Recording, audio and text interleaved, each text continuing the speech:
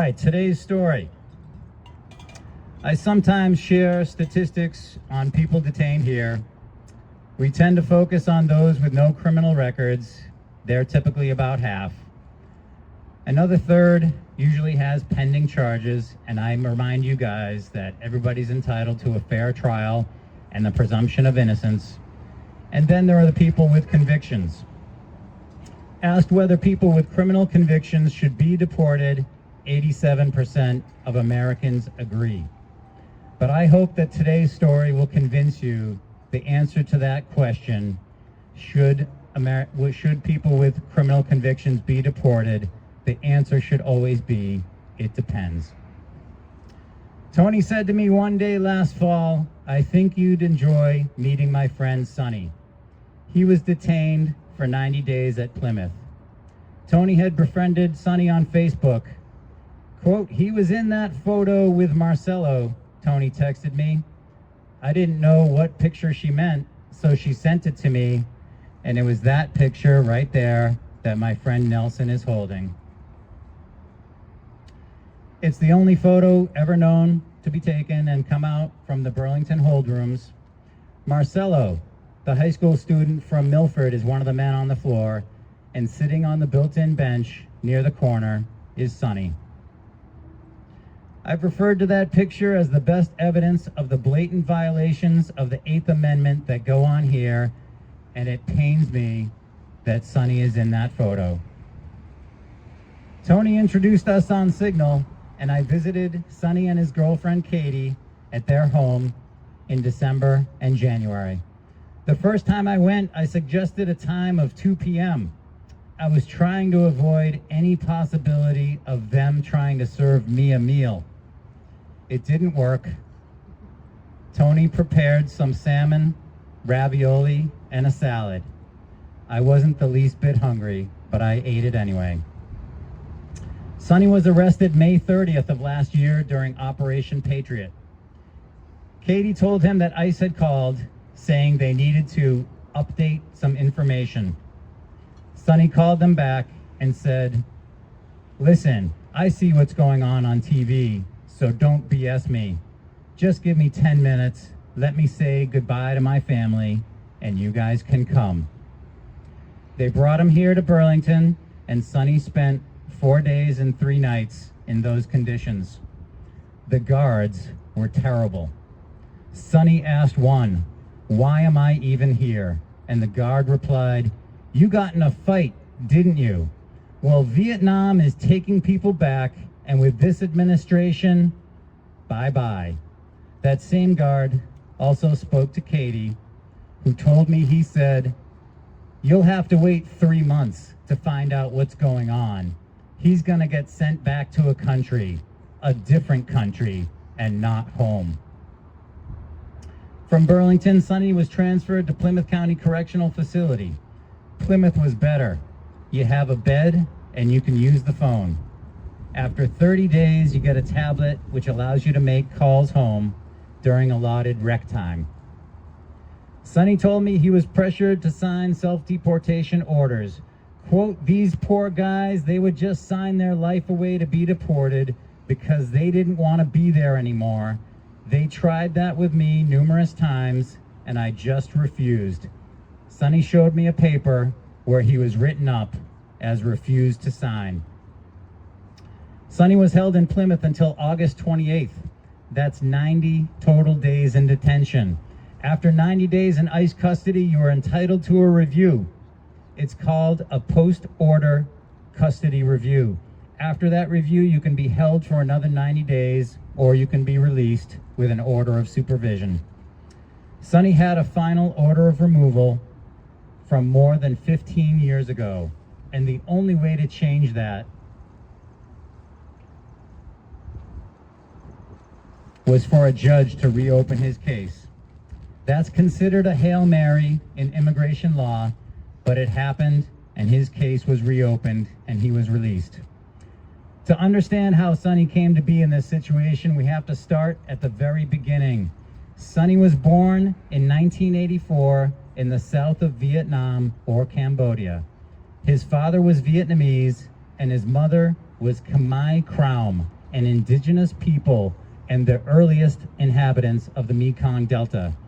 There are about 2.5 million Khmer Krom in the world and about 30,000 in the U.S.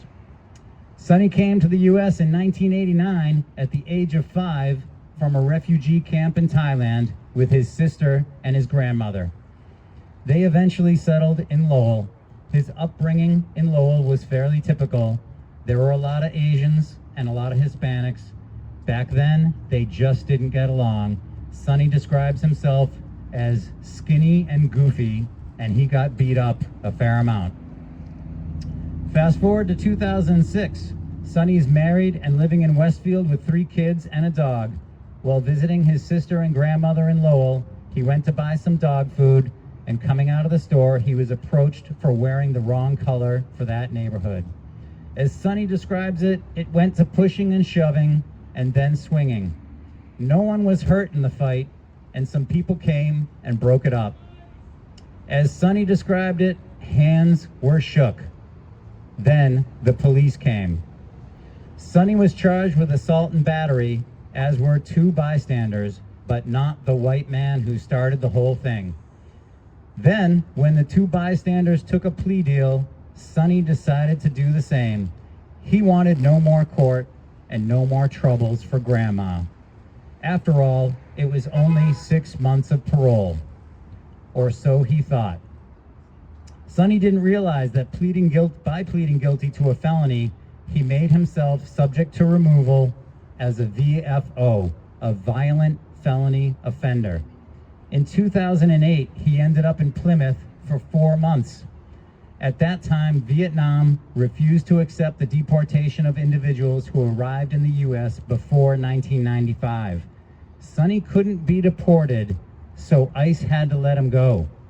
But his permanent legal resident status was gone, and he still had a removal order as a VFO. And there was an order of supervision. Check-in phone calls with ICE monthly, then once every 6 months. And then after years, it became an email. Sonny went on with his life. He worked, he got divorced, and in 2017, he met his current girlfriend, Katie. They now live in Worcester County with 2 kids and a dog. Quote, "My dumbass should have fought the immigration case back then," he said. The email check-in thing had become habit. Sometimes they'd have to come here to Burlington, and it was scary, but there were no problems until 2025, when a new administration with an aggressive immigration enforcement policy and a bunch of rhetoric about criminal illegal aliens and a quota of 3,000 people per day. And that brings us all the way back to where we began, May 30th, 2025, when Katie got that phone call. I can't imagine what it was like for Katie. She told me, "You're aware that it can happen, but you never really expect it to. When it did, it's just fight or flight. You call and you get a lawyer, and when that lawyer asks you for every piece of information you have, you do that. It's really dark when the kids are asking you where he is." It surprised me to find that Sonny's story is not rare. I'm going to read an excerpt from the Vietnamese American Organization website. In 1975, the United States withdrew from Vietnam. Thousands fled, seeking safety and freedom. Many reunited with their families in the U.S. only to face new hardships. As refugees adapting to a new culture, language, and life with little to no institutional support, many Vietnamese struggled with poverty, discrimination, and trauma. Some young refugees made mistakes that led to involvement in the justice system. After serving their criminal sentences, often decades ago, they began to rebuild their lives, taking steps toward healing and integration. Then came another blow, ICE arrest and detention. These individuals, many with legal permanent residency, were once again punished through deportation proceedings. However, under 2008, the U.S.-Vietnam Repatriation Agreement, Vietnam refused to accept the deportation of individuals who arrived in the U.S. before 1995. As a result, ICE had no choice but to release these individuals back into the community. And they did what America asks of all of its citizens. They turned their lives around. Now we're witnessing a harsh new wave of ICE enforcement, targeting decades-old cases and ruthlessly disregarding the time, effort, and human dignity behind each individual's transformation. I first read those words back in January, and it struck me that is exactly Sonny's story. According to the VAO, there are 15,000 Vietnamese, Laotian, and Cambodian people living in the U.S. with removal orders. I'll share something from my first exchange of texts with Sonny. He ended the conversation with, "Remember to always be kind." I don't know how he went through everything that he has and came out with a positive attitude, but I admire him greatly for that. I'm so glad to report good news in the months since I first met Sonny. Sonny's case was terminated on January 12th. His ankle monitor has been removed. He got his work permit back and he is back at work. And lastly, he got his green card back. There's one step left. I hope to see Sonny become a citizen because he is an American. And he and Katie and his children should never have to worry about this again.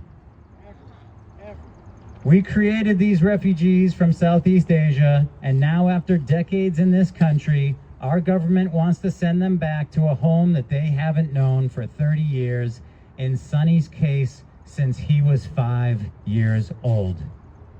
And this is why ICE must be abolished.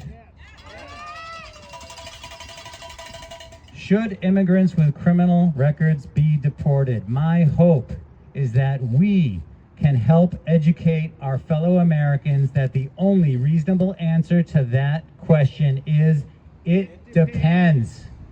I encourage you to read my Substack on Sonny when I release it tomorrow. It has a lot more detail about Sonny's story and his family, and it even has a picture of him as a 5-year-old refugee. It's all done with his permission because he knows that people need to hear stories like his. As always, guys, I thank you for listening.